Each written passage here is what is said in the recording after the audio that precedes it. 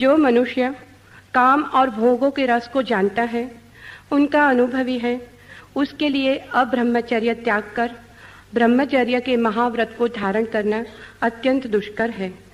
निग्रंथ मुनि अब्रह्मचर्य अर्थात मैथुन संसर्ग का त्याग करते हैं, क्योंकि ये अधर्म का मूल ही नहीं अपितु बड़े से बड़े दोषों का भी स्थान है। जो मनुष्य अपना चित्त शुद्ध करने, स्वरूप की खोज करने के लिए तत्पर है, उसके लिए देह का श्रृंगार, स्त्रियों का संसर्ग और स्वादिष्ट तथा पौष्टिक भोजन, दूध, मलाई, घी, मक्खन, विविध मिठाइयाँ आदि का सेवन विष जैसा है।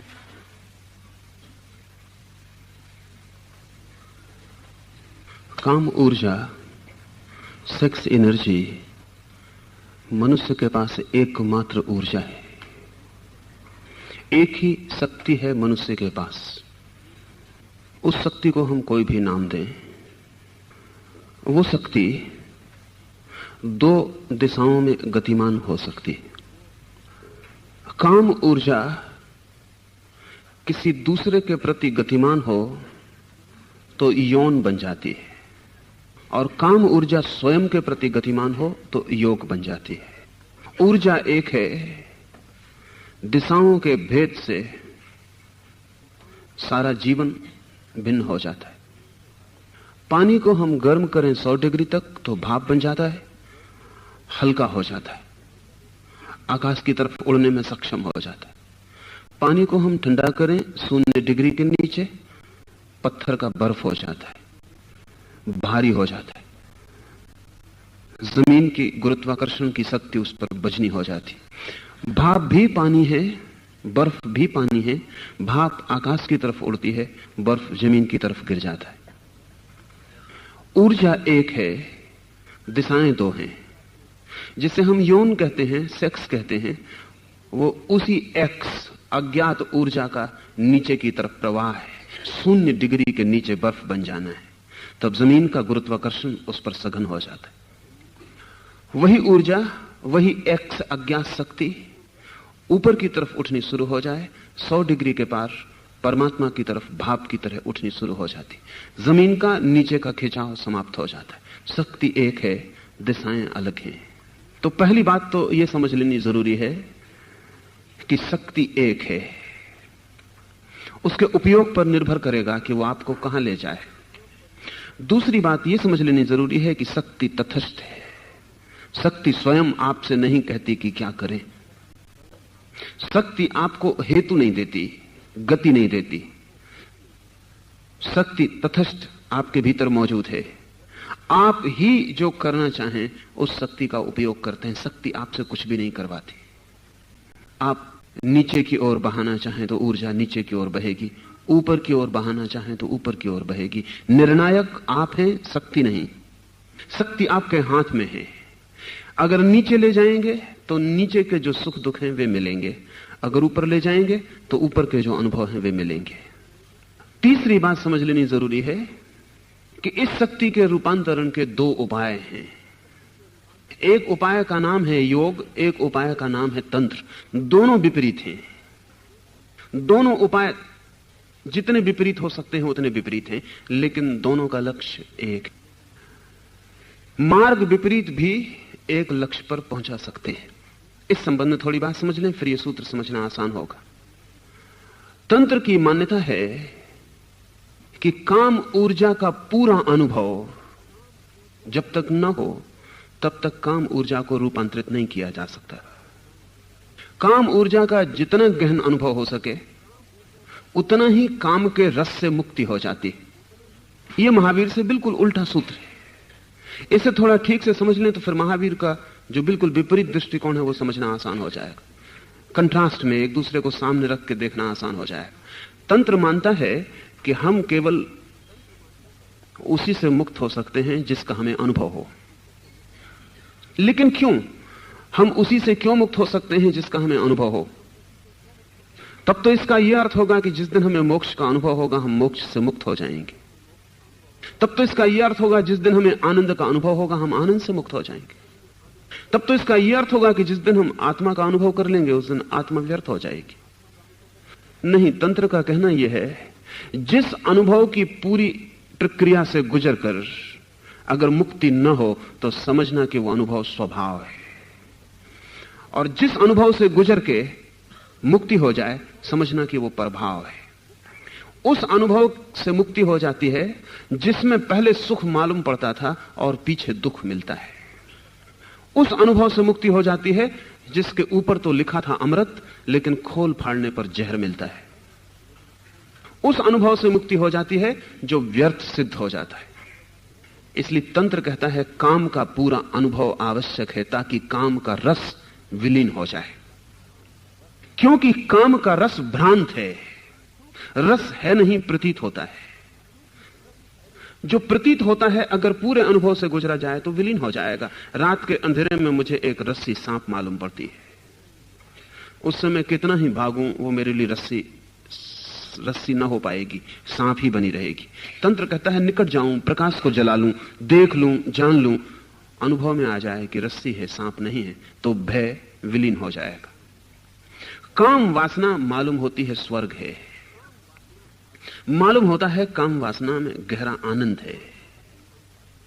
अगर वस्तुतः आनंद है तो तंत्र कहता है छोड़ना पागलपन है। अगर वस्तुतः आनंद नहीं है तो अनुभव से गुजर के जान लेना जरूरी है कि रस्सी रस्सी है, सांप नहीं है। और जिस दिन यह दिखाई पड़ जाएगा कि अनुभव आनंदहीन है, न केवल आनंदहीन है बल्कि दुख परिपूरित है, उस दिन उसे कौन पकड़ना चाहेगा। यह तंत्र की दृष्टि है, यह एक उपाय है। दूसरा एक उपाय है जो महावीर की दृष्टि है, जो योग की दृष्टि है, और ये दोनों बिल्कुल विपरीत है, पोलर अपोजिट्स हैं। महावीर कहते हैं जिसका अनुभव हो जाए उससे छुटकारा मुश्किल है। महावीर कहते हैं जिसका हम अनुभव करते हैं तो अनुभव की प्रक्रिया में आदत निर्मित होती है। जितना अनुभव करते हैं उतनी आदत निर्मित होती है,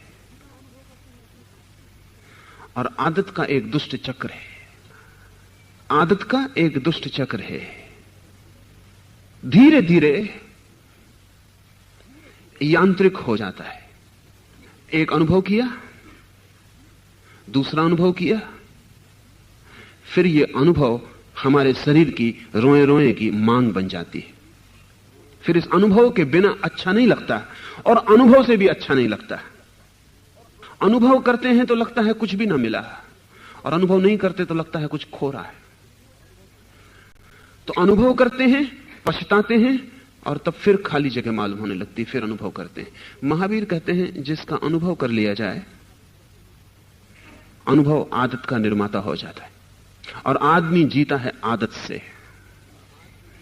आप 24 घंटे जो करते हैं वो सिर्फ आदत है। जरूरी नहीं है कि करने के लिए कोई अंतः प्रेरणा रही हो।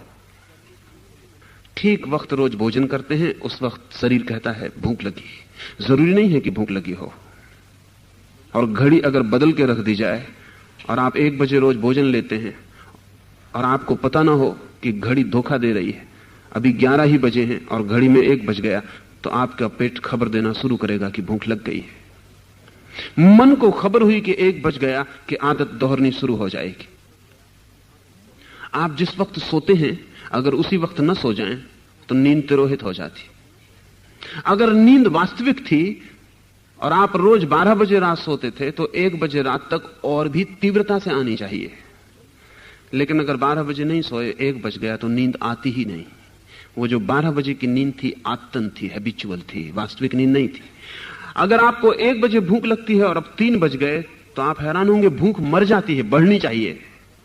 अगर वास्तविक भूख है तो 1 बजे वाली भूख 3 बजे और गहरी हो जानी चाहिए, लेकिन 3 बजे भूख मर जाती है क्योंकि भूख आत्तन थी। सभ्य आदमी जितना सभ्य होता है उतनी आदत से जीता है। न असली भूख रह जाती, न असली नींद रह जाती। तब आदमी का काम अनुभव भी आदत हो जाता है। तब जरूरी नहीं कि भीतर कोई अंतः प्रेरणा हो, पति पत्नी आदत हो जाते हैं और आदत दोहरती चली जाती है। एक बहुत बड़े विचारक D.H. लॉरेंस ने लिखा है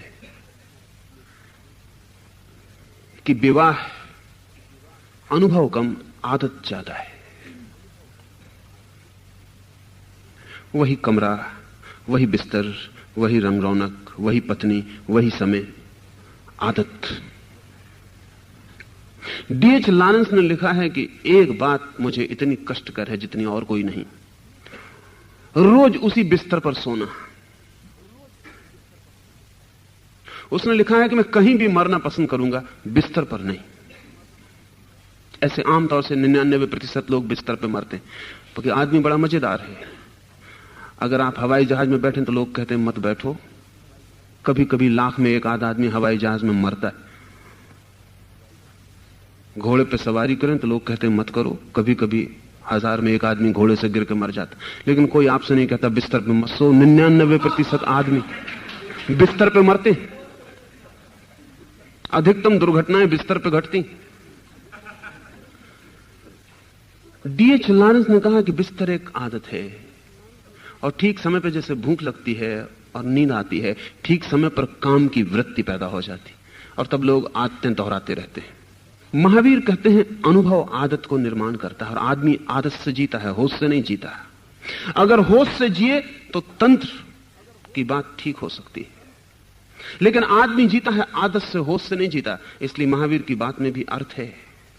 महावीर कहते हैं एक बार आदत बननी शुरू हो जाए तो फिर बनती चली जाती है। बीज को जमीन में मत डालो तो अंकुर नहीं निकलता, एक बार डाल दो तो फिर अंकुर निकलता चला जाता है और वृक्ष बन जाता है, और वृक्ष में 1000 करोड़ बीज लग जाते हैं। लेकिन बीज को जमीन में मत डालो, रखा रहने दो तो अंकुर नहीं निकलता। एक दफा अनुभव में गुजरो, बीज जमीन पकड़ लेता है और फिर आदत का अंकुर बढ़ना शुरू हो जाता है, फिर वो बढ़ता चला जाता है, फिर वो बड़ा होता चला जाता है। इसलिए महावीर ने बच्चों को भी दीक्षा का मार्ग खोला, बल्कि महावीर के हिसाब से बच्चे को ही दीक्षा देनी चाहिए। अब तो मनोवैज्ञानिक भी कहते हैं कि 7 साल की उम्र के बाद आदमी में बदलाहट मुश्किल हो जाती। तो अगर 7 साल, प्राथमिक 7 वर्ष एक ढंग के निर्मित कर दिए जाएं तो आदमी फिर उन्हीं ढंगों में जीता चला जाता है। इसलिए पहले 7 वर्ष पूरे 70 वर्ष की संक्षिप्त कथा है, फिर वही दौड़ता चला जाता है। ये बड़ी मजे की बात है, इस पर थोड़ा सोचना जरूरी कि आदत कितनी अद्भुत है। आप अपनी मां को प्रेम करते हैं, सभी बच्चे करते हैं, लेकिन आपने कभी ख्याल न किया होगा कि मां का प्रेम भी वैज्ञानिक अर्थों में सिर्फ आदत है। इस पर लोरेंज ने बहुत काम किया, और लोरेंज ने सब्स्टिट्यूट मदर्स, परिपूरक माताओं का प्रयोग किए। जैसे एक बतख का बच्चा पैदा हुआ, तो बतख का बच्चा पैदा होता है तो बतख ही उसे सबसे पहले मिलती है। मुर्गी का बच्चा पैदा होता है तो मुर्गी उसे सबसे पहले मिलती, स्वभावता। आदमी का बच्चा पैदा होता है तो पहला दर्शन और पहला अनुभव मां का होता है। लोरेंज ने ऐसे प्रयोग किए कि मुर्गी का बच्चा पैदा हो तो मुर्गी का उसे अनुभव ना हो पाए, मुर्गी छिपा ली जाए। मुर्गी की जगह उसने रबर का फुग्गा फुला के रख दिया। बच्चे ने पहला जो दर्शन हुआ, बच्चे को जो पहला अनुभव हुआ, और पहला अनुभव अंतिम अनुभव है। पहला अनुभव सबसे गहन अनुभव है, क्योंकि सबसे पहली आदत है, फिर सब कुछ उसके ऊपर निर्मित होगा। उस बच्चे ने रबर का फुग्गा देखा, वो रबर के फुग्गे के प्रति वैसा ही आसक्त हो गया जैसा मां के प्रति। इसके बाद रबर का फुग्गा हवा में उड़ाया जाए तो बच्चा उसके पीछे दौड़े, लेकिन मां पास हो तो उसकी तरफ ध्यान भी ना दे। मां व्यर्थ हो गई, क्योंकि वो आदत ना बन पाई। ये रबर का फुग्गारा सार्थक हो गया, ये मां बन गया। लोरेंज कहता है कि मां का कोई अर्थ नहीं है, वो पहली आदत है। लेकिन और बड़े अनुभव हुए। ये जो मुर्गी का बच्चा रबर के गुब्बारे के पास बड़ा हुआ, इसको खाना, इसको पीना सब यांत्रिक विधि से दिया गया, इसकी मां से नहीं, इसके मां से कोई संबंध नहीं जोड़ा गया। एक बड़ी हैरानी की बात हुई कि इस बच्चे के मन में मादाओं के प्रति कोई रस पैदा नहीं हुआ, वो मुर्गियों में उत्सुक नहीं रहा। उसके जीवन में सेक्स सूख गया। मनोवैज्ञानिक कहते हैं कि जिस बच्चे का मां से पहला संपर्क न हो, जीवन में स्त्री से उसके गहरे संबंध न हो पाएंगे। मां ही पहली आदत है, और इसलिए हर आदमी अपनी पत्नी में मां को खोजता रहता है। जाने अनजाने, चेतन अचेतन मां को खोजता रहता है। और बड़ी कठिनाई यह है कि मां दोबारा मिल नहीं सकती पत्नी में, इसलिए पत्नी से कभी चैन और शांति नहीं मिल सकती। मां पत्नी हो नहीं सकती, और कोई पत्नी मां बनने को राजी नहीं। और कठिनाई तो यह है कि यह अचेतन आकांक्षा है, इसलिए अगर कोई पत्नी मां बनने को राजी हो तो भी पति को दुख होगा। पुरुषों का इतना आकर्षण स्त्रियों के स्तन में मां के संबंध में बनी पहली आदत का परिणाम है, और कुछ भी नहीं। मां से पहली आदत बनी, दूसरी आदत स्तन से बनी। इसलिए पुरुष स्त्री के स्तन में इतने आतुर, इतने उत्सुक। चित्रकार, मूर्तिकार, फिल्में, वो सब स्त्री के स्तन के आसपास निर्मित होती चली जाती हैं। कहानियां, कविताएं, रोमांस, वो सब स्त्री के स्तन के आसपास निर्मित होता चला जाता है। उससे कुछ और पता नहीं चलता, सिर्फ इतना ही पता चलता है जैसा मुर्गी रबर के गुब्बारे के पास आसक्त हो गई, बच्चा स्तन के प्रति आसक्त हो गया, और बूढ़ा भी मुक्त नहीं हो पाता उस आदत से। बूढ़ा भी मुक्त नहीं हो पाता स्तन की आदत से। वो रस कायम ही रहता है, वो रस बना ही रहता है। अगर आदतें इतनी महत्वपूर्ण हैं तो महावीर कहते हैं जिस अनुभव से छूटना हो उस अनुभव में न उतरना ही उचित है। उतर जाने के बाद छूटना रोज रोज मुश्किल होता चला जाएगा। महावीर मनुष्य को एक यंत्र की भांति देखते हैं, और 99% आदमी यंत्र हैं। तो महावीर कहते हैं यंत्रवत आदमी का जो जीवन है वो वहीं रोक दिया जाना चाहिए जहां से चीजों की शुरुआत होती है। क्या इस बात की संभावना है कि अगर एक व्यक्ति को काम के समस्त अनुभवों, परिस्थितियों से बाहर रखा जा सके तो उसके जीवन में काम का प्रवाह पैदा नहीं होगा? इस बात की संभावना नहीं है कि काम का प्रवाह पैदा नहीं होगा। एक दिन बच्चा युवा होगा, शक्ति से भरेगा, ऊर्जा आएगी, शरीर का यंत्र शक्ति देगा, काम ऊर्जा भर उठेगी। काम की ऊर्जा से सारी परिस्थितियां भी रोक ली जाएं तो भी बच्चा भरेगा। लेकिन एक फर्क पड़ेगा, उस बच्चे के पास आदतों के सुनिश्चित मार्ग ना होंगे। ऊर्जा भर जाएगी लेकिन आदतों के बहने के लिए कोई निर्मित मार्ग ना होंगे। उस बच्चे की ऊर्जा को किसी भी दिशा में रूपांतरित करना आसान होगा। जिनके मार्ग निर्मित हो गए हैं उन्हें नए मार्ग बनाना कठिन होता है, क्योंकि ऊर्जा पुराने मार्ग पर बिना श्रम के बहती है। अगर कोई भी मार्ग निर्मित ना हो तो नया मार्ग निर्मित करना बहुत आसान होता है, क्योंकि ऊर्जा बहना चाहती है और कोई भी मार्ग मिल जाए तो गति से उस मार्ग पर अग्रसर हो जाती है। महावीर की यही दृष्टि है। वो कहते हैं काम का अनुभव खतरे में ले जाएगा, फिर ब्रह्मचर्य की तरफ आना मुश्किल होता चला जाएगा। इसलिए अनुभव से बचना, इसे ध्यान से समझ लें। अनुभव से बचना दमन नहीं है, रिप्रेशन नहीं है। जिसको फ्रायड ने दमन कहा है वो अनुभव से बचना दमन नहीं है। महावीर के लिए अनुभव से बचना ऊर्जा को दबाना नहीं है, अनुभव से बचना ऊर्जा को नया मार्ग देना है। जो ऊर्जा नीचे की तरफ बह रही है उसे अगर ऊपर की तरफ ले जाना है तो नीचे की तरफ बहने का अनुभव न हो तो ऊपर की तरफ मार्ग बनाना आसान होगा। लेकिन तब तंत्र की और महावीर के योग की सारी प्रक्रियाएं विपरीत हो जाएंगी। सारी प्रक्रियाएं, तंत्र जो भी करेगा महावीर के लिए वो गलत हो जाएगा, और महावीर जो भी करेंगे वो तंत्र के लिए गलत होगा। मेरी दृष्टि में दोनों मार्गों से पहुंचना संभव है। दोनों मार्गों पर अलग अलग बात पर जोर है ऊपर से, लेकिन भीतर एक ही बात पर जोर है। वो भी आपसे कह दूं, वो जोर तंत्र कहता है रस से मुक्ति होगी अनुभव से, महावीर कहते हैं रस लेना ही मत तो मुक्ति होगी। लेकिन रस से मुक्ति दोनों में केंद्रीय है। रस से मुक्ति कैसे होगी, इन बातों में दोनों में भेद है। इसलिए तंत्र उन लोगों के लिए आसान पड़ेगा जो होश को जगाने में लगे हैं। जो लोग होश को जगाने में नहीं लगे हैं उनके लिए तंत्र खतरनाक होगा। इसलिए तंत्र बहुत थोड़े से लोगों की काम की बात मालूम पड़ती है, इसलिए तंत्र का व्यापक प्रभाव नहीं हो सका। लेकिन भविष्य में तंत्र का व्यापक प्रभाव होगा, क्योंकि वो सारा समाज का जीवन का ढांचा रोज रोज तंत्र के ज्यादा अनुकूल आता जा रहा है, और लोग अनुभव से रस विहीन होते चले जा रहे हैं। ये जान के आपको हैरानी होगी कि जिन देशों में यौन की जितनी स्वतंत्रता है, यौन के प्रति उतनी ही विरक्ति पैदा होती जा रही है। जिन मुल्कों में यौन का जितनी गुलामी है, जितनी परतंत्रता है, उतनी यौन के प्रति उत्सुकता है। अगर सारा जगत ठीक से समृद्ध हुआ, समृद्ध होने का मतलब दो ही होता है, क्योंकि आदमी की दो ही भूख है। एक शरीर की भूख है जो रोटी से पूरी होती है, मकान से पूरी होती है, सामान से पूरी होती है, और एक यौन की भूख है जो प्रेम से पूरी होती है। अगर इन दोनों का अतिरेक हो गया तो तंत्र की सार्थकता बढ़ती चली जाएगी। लेकिन अभी भी वो अतिरेक हुआ नहीं है। और महावीर जो कह रहे हैं वो बिल्कुल विपरीत है। उस विपरीतता में जो मौलिक बिंदु हैं वो हम ख्याल में ले लें तो फिर सूत्र समझ में आ जाए।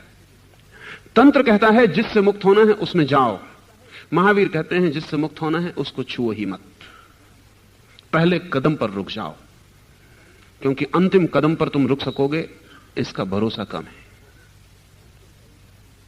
तंत्र कहता है अगर शराब से मुक्त होना है तो शराब पियो और होश को संभालो। शराब की मात्रा उतनी ही बढ़ाते जाओ जितना होश बढ़ता जाए, लेकिन होश सदा ऊपर रहे और शराब कभी भी बेहोश ना कर पाए। और तांत्रिकों ने अद्भुत प्रयोग किए, और ऐसे तांत्रिक हैं कि उनको कितना ही नशा पिला दो बेहोश ना कर पाओगे। बेहोशी ना आए तो शराब पी भी और नहीं भी पी, शरीर में तो शराब गई और चेतना में शराब का कोई संस्पर्श ना हुआ। तो तंत्र कहता है चेतना को मुक्त करो, शराब को जाने दो शरीर में, लेकिन चेतना को अछूता रहने दो। यह कठिन है, लंबी साधना की बात है और सबके लिए शायद संभव भी नहीं। हालांकि सब करना चाहेंगे, लेकिन तंत्र का सूत्र पूरा करना कठिन है, क्योंकि तंत्र का सूत्र यह है कि होश ना खो जाए तो शराब पियो। महावीर कहते हैं अगर होश खोता हो तो बेहतर है पियो ही मत। लेकिन दोनों एक बात में राजी हैं कि होश नहीं खोना चाहिए। महावीर कहते हैं पियो ही मत, कहीं होश ना खो जाए। तंत्र कहता है पियो और होश को बढ़ाओ। ये सभी बातों के संबंध में है। महावीर कहते हैं मांस नहीं, तंत्र कहता है मांस भी प्रयोग किया जा सकता है। लेकिन तंत्र कहता है चाहे सब्जी खाओ चाहे मांस खाओ, भीतर मन में कोई भेद ना पड़े। वो बहुत कठिन बात है। तंत्र कहता है अभेद को पाना है, अद्वैत को पाना है, तो कोई भेद ना पड़े। मांस खाओ तो, सब्जी लो तो, कोई भेद भीतर ना पड़े। अगर भेद पड़ गया तो मांस खाना खतरनाक हो गया। अगर भेद ना पड़े भीतर, कोई जहर भी पियो या अमृत भी, भीतर कोई भेद ना पड़े, भीतर अनासक्त मन बना रहे, दोनों बराबर मालूम पड़े, तो तंत्र कहता है फिर मांसाहार मांसाहार नहीं। महावीर कहते हैं यह कठिन है कि भेद ना पड़े। जिनके जीवन में हर चीज में भेद है, वो कितने ही कहें कि सोना हमारे लिए मिट्टी है, फिर भी सोना सोना है और मिट्टी मिट्टी है। जिनके जीवन में हर चीज में भेद है, जो इंच भर बिना भेद के नहीं चलते, वो मदिरा और मांस लेकर पानी जैसा पी जाएंगे। इसकी आशा करनी कठिन है। तो महावीर कहते हैं जहां से गिर जाने का डर हो वहां गति मत करो। इसलिए पूरी प्रक्रिया का रूप बदल जाएगा। जो मनुष्य काम और भोगों के रस को जानता है, उनका अनुभवी है, उसके लिए अब ब्रह्मचर्य त्याग कर ब्रह्मचर्य के महाव्रत को धारण करना अत्यंत दुष्कर है। आदत को तोड़ना अत्यंत दुष्कर है। और आप सब जानते हैं कि काम की आदत गहनतम आदत है। एक आदमी सिगरेट पीता, उसे छोड़ना मुश्किल है। हालांकि पीने वाले सभी ये सोचते हैं कि जब चाहें तब छोड़ दें। पीने वाले कभी ये नहीं सोचते कि हम कोई एडिक्टेड हैं, कि हम कोई इसके गुलाम हो गए। मुल्ला नसरुद्दीन को उसके डॉक्टर ने कहा कि अब तुम शराब बंद कर दो, क्योंकि शराब से एडिक्शन पैदा होता है, आदमी गुलाम हो जाता है। मुल्ला नसरुद्दीन ने कहा कि रहने दो, 40 साल से पी रहा हूं, अभी तक एडिक्टेड नहीं हुआ, अब क्या खाक होऊंगा। अनुभव से कहता हूं कि 40 साल से रोज पी रहा हूं, अभी तक एडिक्टेड नहीं हुआ। आप जो भी करते हैं सोचते हैं जब चाहें तब छोड़ दें, इतना आसान नहीं। जरा सी आदत भी छोड़नी आसान नहीं। आदत बड़ी बजनी है। आपकी आत्मा आदत से बहुत कमजोर है। एक छोटी सी आदत छोड़ना चाहें तब आपको पता चलेगा कि कितना मुश्किल है। लेकिन काम तो गहनतम आदत है, क्योंकि बायोलॉजिकल है, जैविक है। गहनतम आपके प्राणों में काम की ऊर्जा छिपी है, क्योंकि आदमी का जन्म होता काम से, उसका रोआ रोआ निर्मित होता काम से, उसका एक एक कोष्ठ पैदा होता काम के कोष्ठ से। आप काम का ही विस्तार है। आप हैं इसलिए जगत में कि आपके माता पिता, उनके मां करोड़ों करोड़ों वर्ष से काम ऊर्जा को फैला रहे हैं। आप उसका एक हिस्सा हैं। आपके माता पिता की काम वासना का आप फल हैं। इस फल के रोए रोए में, कण कण में काम वासना छिपी है, और सब आदतें ऊपरी हैं, काम वासना गहनतम आदत है। इसलिए महावीर कहते हैं अगर आदत निर्मित होनी शुरू हो जाए तो अत्यंत दुष्कर है। फिर अब ब्रह्मचर्य का त्याग करके ब्रह्मचर्य में प्रवेश करना अत्यंत दुष्कर है। असंभव वे नहीं कहते, इसलिए तंत्र का पूर्ण निषेध नहीं है, दुष्कर कहते हैं। और निश्चित ही जिनको सिगरेट पीना छोड़ना मुश्किल हो उनके लिए महावीर ठीक ही कहते हैं। जो सिगरेट भी ना छोड़ सकते हो, वो सोचते हो कि काम के अनुभव को छोड़ देंगे, तो वे आत्महत्या में लगे। उनके लिए यह संभव नहीं होगा। इसलिए तंत्र की भी शर्तें बड़ी अजीब हैं। तंत्र पहले और सब तरह की आदतें तोड़वाता है, और जब निश्चिंत हो जाता है तांत्रिक गुरु कि सब तरह की आदतें टूट गई, तब वो इन गहन प्रयोगों के लिए आज्ञा देता है। तंत्र की शर्तें कठोर हैं। तंत्र मानता है जब तक प्रत्येक स्त्री में मां का दर्शन न होने लगे, न केवल मां का बल्कि जब तक प्रत्येक स्त्री में तारा का, दुर्गा का, देवी का, भगवती का, परम मां का, जगत जननी का स्मरण न होने लगे, तब तक तंत्र नहीं कहता कि संभोग के द्वारा समाधि उपलब्ध हो सकेगी। तो तंत्र की प्राथमिक प्रक्रियाओं में स्त्री में मां का दर्शन, परम जननी का दर्शन, इसके प्रयोग हैं। इसलिए सभी तांत्रिक ईश्वर को मां के रूप में देखते हैं, पिता के रूप में नहीं। और जब मां दिखाई पड़ने लगे प्रत्येक स्त्री में, तभी तंत्र का प्रयोग किया जा सकता है। और तंत्र के प्रयोग की जो पूरी आयोजना है वो अति कठिन है। अति कठिन इसलिए है कि पहले स्त्री को तिरोहित करना होता है, वो समाप्त हो जाए, विलीन हो जाए, स्त्री मौजूद ना रहे, और तब भी उसके साथ संभोग में परम पवित्र भाव से प्रवेश करना होता है। अगर क्षण भर को भी वासना आ जाए तो तंत्र का प्रयोग असफल हो जाता है। लेकिन वो दुभर है, महावीर कहते हैं दुष्कर है। आसान आदमी के लिए यही है कि वो जिससे मुक्त होना चाहता हो उसकी आदत निर्मित ना करे। ये आसान क्यों है? क्योंकि जब ऊर्जा भीतर भरती है तो बहनी चाहती है। ऊर्जा का लक्षण है बहना, जैसे नदी बहती है सागर की तरफ, ऐसे ऊर्जा भी किसी से मिलने के लिए बहती है। ये मिलन दो तरह के हो सकते हैं। ये मिलन या तो अपने से बाहर घटित होगा, किसी पुरुष का स्त्री से, किसी स्त्री का पुरुष से। ये एक बहाव है। एक और बहाव है भीतर की तरफ, अपने से ही मिलने का। ये जो आंतरिक बहाव है, अगर बाहर बहने की आदत ना हो तो शक्ति खुद इतनी भर जाएगी कि वो भीतर के द्वार खटखटाने लगेगी और भीतर बढ़ना शुरू हो जाएगी। ब्रह्मचर्य पर इतना जोर इसी कारण है। इस कारण की शक्ति इतनी होनी चाहिए कि वो शक्ति खुद भी मार्ग खोजने लगे, और नीचे की कोई आदत ना हो, बाहर की कोई आदत ना हो, दूसरे के प्रति बहने की कोई आदत ना हो, तो मार्ग ना मिले। और जब मार्ग नहीं मिलता और शक्ति बढ़ती चली जाती है और बांध तोड़ना चाहती है, तब साधक आसानी से भीतर जाना वाला मार्ग खोल सकता है। शक्ति खुद ही सहयोगी हो जाती खोलने के लिए। इसलिए महावीर कहते हैं निर्ग्रंथ मुनि अब ब्रह्मचर्य अर्थात मैथुन संसर्ग का त्याग करते हैं, क्योंकि ये अधर्म का मूल ही नहीं अपितु बड़े से बड़े दोषों का भी स्थान है। अगर ऊर्जा बाहर की तरफ बहती है तो समस्त अधर्म का मूल है, क्योंकि धर्म की परिभाषा हमने की स्वभाव।